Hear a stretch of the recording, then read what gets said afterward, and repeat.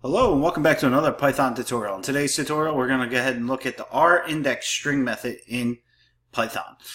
The Rindex String Method returns the highest or the most right index position of an occurrence. So let's go ahead and take a look at an example.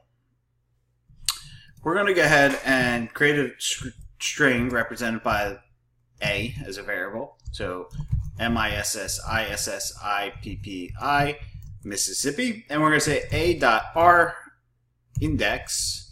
and we're going to say find I. Alright, hit return, and we returned 10. 0, 1, 2, 3, 4, 5, 6, 7, 8, 9, 10, and the most right occurrence or the highest index position is returned to us, so 10.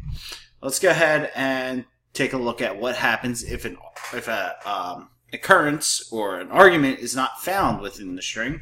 So we'll go ahead and do the same thing. I'm just going to press up here to bring it up. A is equal to Mississippi, and we're going to say a.rIndex, and we're going to say, hey, go find Z this time, and we return a value error because substring was not found. So unlike the find method in Python where that returns a -1, the index or the rIndex will return a value error. Now, the rIndex also comes with two optional arguments, the start index and the end index. So let's go ahead and take a look at an example of this. So once again, we'll just use Mississippi and we'll say a.rIndex, and we'll go ahead and say find S.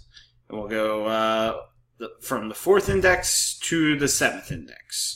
So we'll go ahead and hit return, and return 6. Which one was that?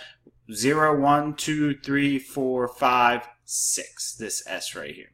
So if you have any questions about the rIndex and how it works, please head over to mastercode.online. Otherwise, we'll see you in the next tutorial.